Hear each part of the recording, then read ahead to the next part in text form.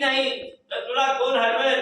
म्हणून त्याच्यावर महान त्यागी बाबा जुगदेवजींनी विचार केला की नाही, आपल्या घरामध्ये एक भूतबाधा या ठिकाणी आहे आणि यांच्यासाठी आपण काहीतरी विचार केला पाहिजे. म्हणून बाबांनी दुसऱ्या दिवशी विचार केला की आपण एखाद्या तांत्रिकाकडे जावं. म्हणून महान त्यागी बाबा जुगदेवजी आंघोळ करून सही आपल्या तयारीला लागले.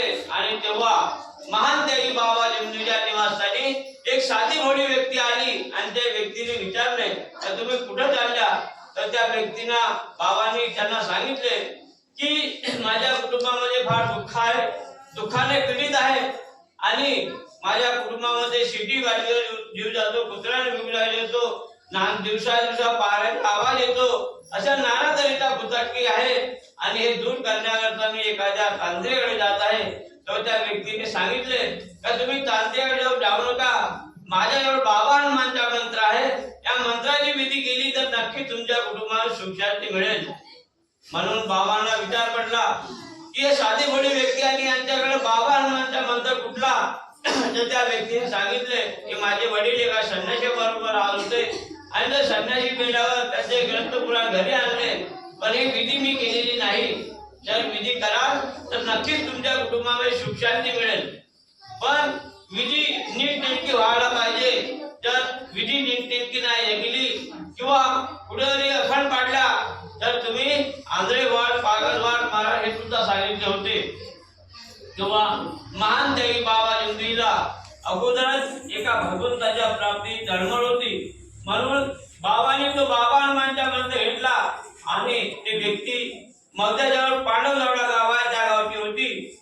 आणि घेतल्यावर बाबांनी विचार केला की जर आपण एकट्याने बाबा हनुमानच्या मंत्राची विधी केली आणि भावाला सांगितले नाही तर भाऊ आपल्यावर आरोप करतील का तुम्ही आम्हाला सांगितले नाही. म्हणून महान त्यागी बाबा जुगदेवजींनी सायंकाळी 5 भावाची बैठक बोलावली आणि बैठक बोलावल्यावर सर्वांच्या समोर तो बाबा हनुमानचा मंत्र ठेवला. सर्वांनी वाचला की ही 41 दिवसाची विधी आहे आणि बाबा हनुमान जी आहे फार कठीण आहे. जर आपण हे विधी पूर्ण केलो नाही तर आपण आंधळे हो, पागल हो, मरू या विचाराने कोणीच तयार झाले नाही. पण महान त्यागी बाबा जुगदेवजींनी विचार केला की आपण असा मरून आलो तर आपण भगवंताच्या चरणी मिळलो तर काय. म्हणून भावांना म्हणाले की भाऊ आपण 5 भाऊ आहोत आणि 5 भावापैकी ही विधी मी करणार. तर विधी करण्याचं झाला तर माझ्या पत्नीला आणि मुलाला सांभाळ करावे लागेल. तेव्हा भावाने होकार केला आणि होकार दिल्यावर महान त्यागी बाबा जुगदेवजींनी 26 नोव्हेंबर 1945 ला एका भगवंताच्या प्राप्तीला सुरुवात केली. 26 नोव्हेंबर 1945 ला एका भगवंताच्या प्राप्तीला सुरुवात केली. आणि जेव्हा महान त्यागी बाबा जुगदेवजींनी कार्य सुरुवात केले त्यावेळेस रोज पहाटेला उठायचे, काबूरावरती पाणी घेऊन बाबा हनुमानच्या मंदिरात जायचे आणि तिथं बाबा हनुमानच्या मूर्तीची आंघोळ करून त्याचं काबूरावरती लावून बाबा हनुमानच्या मंत्र जपून ते 21 प्रदक्षिणा घालून घरी यायचे आणि हे कार्य प्राप्तीचे कार्य सुरू केले. आणि सुरू कार्य असताना बाबांच्या कुटुंबामध्ये बाबांचे भाऊ नारायणराव यांच्या मुलीला दुःख आले. तर ते नारायणराव घाबरले की माझ्या भावाने एका भगवंताच्या प्राप्तीला सुरुवात केली आणि माझ्या मुलीला दुःख आले, म्हणजे तिच्या अंगाला खूप फोड आले, फोड फुटून रक्तपू वाहत होता आणि अंगात सुद्धा लागल्या होत्या. म्हणून ते घाबरले आणि बाबाकडे आले आणि बाबाला म्हणाले की भाऊ माझ्या मुलीला दुःख आले, त्या मुलीला तुम्ही पाहण्याकरता चला, काहीतरी सांगा. पण बाबांनी म्हणाले की भाऊ मला काही समजत नाही, मी फक्त बाबा हनुमानच्या मंत्र जपतो आणि प्रदक्षिणा घालून घरी येतो. असे म्हणल्यावर भावाने खूप हट्ट धरला आणि जर भावाचे शब्द तोडले असते किंवा त्यांच्या गेले असते तर भावांना राग आला असता.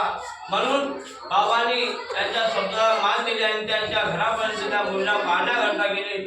आणि गेल्यावर त्या मुलीला पाहिले तेव्हा बाबांना खूप दुःख वाटलं, कारण त्या मुलीला असे दुःख होते की खूप फोड फुटून रक्त वाहला होता.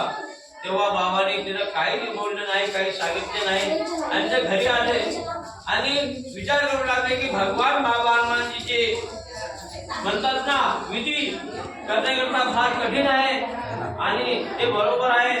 म्हणून हे आपल्या समोर प्रसंग आला असे म्हणून बाबांच्या मनात विचार आला.